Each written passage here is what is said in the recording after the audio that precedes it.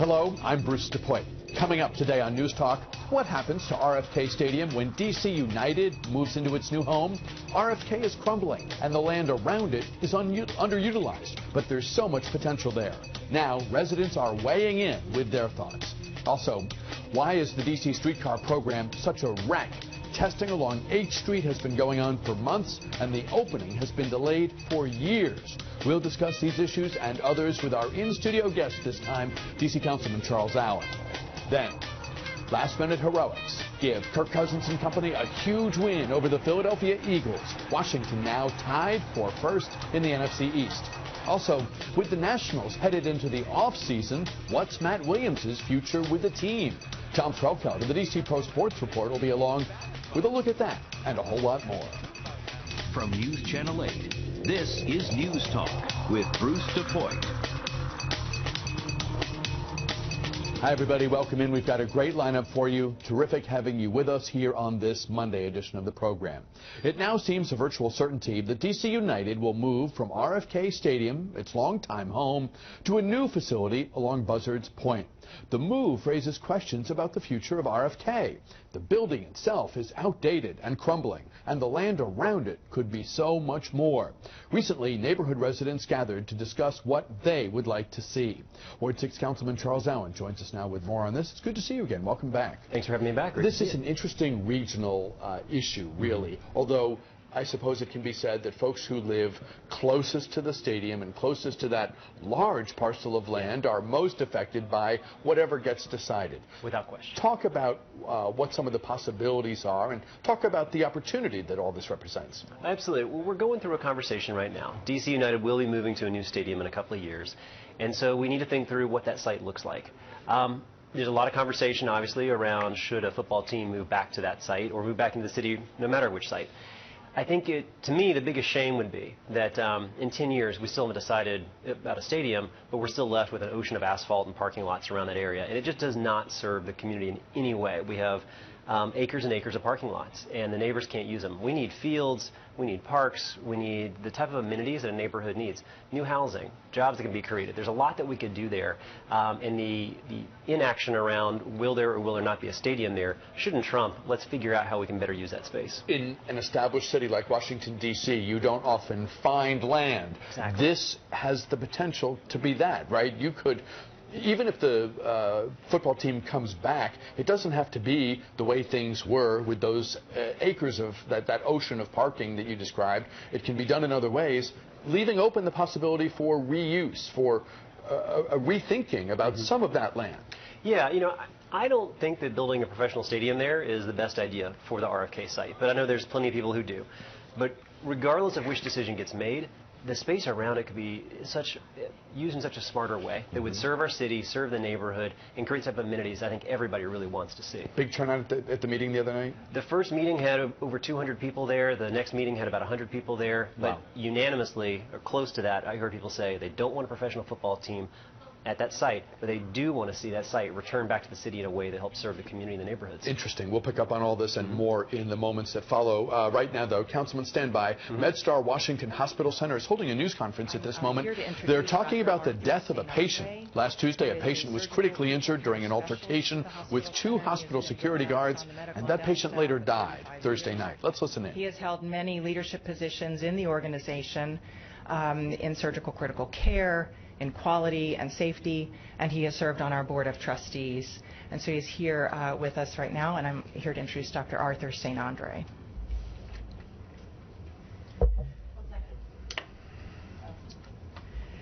Thank you, Donna, and good morning, everyone. It's with a profound sense of sadness that I share with you that a patient under our care suffered a tragic interaction with 2 of our security personnel early last week. Unfortunately and sadly, on Thursday, he expired. On Tuesday, September the 29th, a patient eloped, meaning he left the hospital without being formally discharged. He was seen in front of the National Rehabilitation Hospital just across the way and was being escorted back to our hospital by his nurse and a security officer from National Rehabilitation. On the way, they were met by 2 of our security officers, and an interaction occurred in which the patient was injured. He was resuscitated there at the scene by his nurse and by our rapid response team. He was brought to our emergency room where resuscitation continued, and that followed up in our intensive care unit where he received excellent care. The family was notified immediately, and they received support and comfort throughout this entire time by his clinical team, our chief medical officer, and nursing leaders. In response to this incident, that Tuesday evening, we notified the Metropolitan Police Department to ask them to lead an investigation. The security officers from the hospital center were put on administrative leave, and we began and are continuing our own investigation of all of his care in that event. This has been devastating to the Washington Hospital Center community. Our physicians, nurses, staff, and including the security personnel.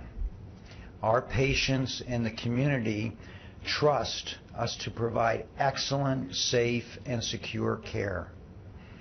An event such as this causes us to pause and reflect. Our hearts go out to the family for their loss. Our thoughts are in review and doing our utmost to be sure that our practices continue their excellence and prevent such events in the future. I'll pause now with that statement and then see if you have any questions that I might be able to answer. Can you identify the security company, or is it contracted out, or does it work directly for the hospital? Excuse me, it works directly for the hospital center. So you said that there was one and a nurse that were escorting this. You said he, so it's a man? Yes. Was escorting this person back from the rehab hospital? Yes. Back to the main entrance? Correct. So the rehab hospital is just across the way, and the rehab hospital is across from that. And so were all 3 security officers involved in the incident? No, just the 2 from the hospital center. And who was the security officer who was escorting? Was that also working for the hospital as well? The other security officer was from National Rehabilitation Hospital. 2 of the officers were from the hospital center. What can you say about what happened to the patient? I know you said you can't talk about their condition, but what happened? So at the time, unfortunately, the patient deteriorated while in the field, and that's when resuscitation ensued. I can't go into other details to maintain privacy for the patient and family. Did the security officers follow protocol? Dr. Arthur St. Andre of Washington Hospital Center talking to reporters about the death of a patient the other day. You heard him describe some of the circumstances that led to the death. It was an altercation with 2 security officers who've now been placed on leave. An investigation underway. Dr. St. Andre expressing the hospital's regret that the incident occurred. As they know more, they say they will pass it along to us, and of course we'll continue to monitor this story and we'll pass along any new developments as they become available. Live coverage for you here on News Channel 8. Let's go straight back to our conversation with Charles Allen, member of the D.C. Council, Democrat from Ward 6, talking about the future of RFK Stadium and the huge amount of land that surrounds that stadium. Dan Snyder's team has a lease at FedEx that runs many more years, though interestingly, he's expressed a desire to potentially, he's already started a little bit of public discussion about where the team might play next, which is unusual because, in theory, FedEx Field is relatively new and they could stay there beyond their current lease. I mean, nothing requires them to leave in 2027 or 2030, whenever it is. He's talked about the nostalgia of RFK, the feelings that existed at RFK, but these discussions could potentially last for years.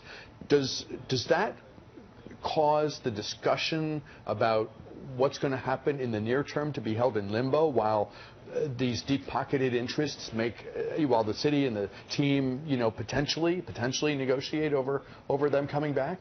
Well, I think it does delay us from making decisions around that site, and I think, frankly, it already has. This is going to play out for probably not just the next couple of years, but a decade as much, as to where a new stadium is going to actually be located. And again, I'm not opposed to the team coming back into D.C. I'd love to see a name change go with that. But I don't think RFK site is the right place for it. But again, regardless of that decision, I think that there's so much more we could do that. And at the end of the day, the biggest shame will be if 10 years from now, we're still talking about where a stadium may or may not be, and we've left 150 acres of parking lots sit there and not be used for the city. What do you think is the ideal best use of the actual land where the stadium is now? I think we could move fairly quickly to rip up a lot of those parking lots and replace it with things like soccer fields, baseball. But I mean the ring, the stadium itself. Well, the stadium, it's federal land. And within the master plan for memorials, it's basically a mirror image of where the Lincoln Memorial is. So it's going to always have some type of federal purpose and memorial site. So it could be anything from green space and a memorial to what some people want to see a stadium there. And you started to say before I interrupted that the parking, that huge, that vast amount of just asphalt that's for parking. Right. Little doubt that could be better used in some other way. Absolutely. In a radically different way. I think it could be radically different. I think that we could create the type of park space, the type of field space, be it baseball, soccer, football, that helps our youth and adult leagues are scrambling across the whole city to find space.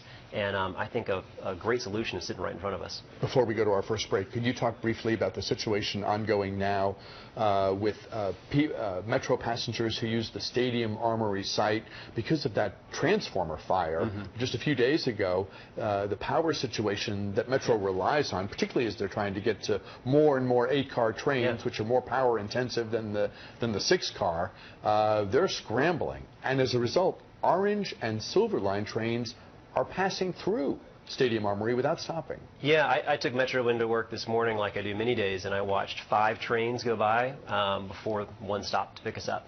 And it's incredibly frustrating for the riders. We understand the fire took place. 3 transformers essentially were burned down. That's going to take some time to replace. But I do and have been very critical of the decision by WMATA to skip stop, to only have 1 line stopping there. 3 lines come through that station. And they've done a very poor job of communicating to the community, to the students that depend on this line to get to the schools. I've been really disappointed in the way they've handled this. Do you foresee a potential change in WMATA's reaction to the fire? They're trying to expedite the repairs, which they think could take 6 months. I specifically asked them, though, to reevaluate their skip-stop decision to see if they can't allow both maybe the blue and the orange to stop, and maybe the silver is what skips. Or, this is a novel idea. We're paying rush hour fares while we watch 5 trains go by. How about for people who are getting on the train at Stadium Armory and having to go through this delay, that they're not paying rush hour fares for a non-rush hour ride? You're talking with D.C. Councilman Charles Allen, Democrat from Ward 6. We'll take a quick break here. Back with more after this.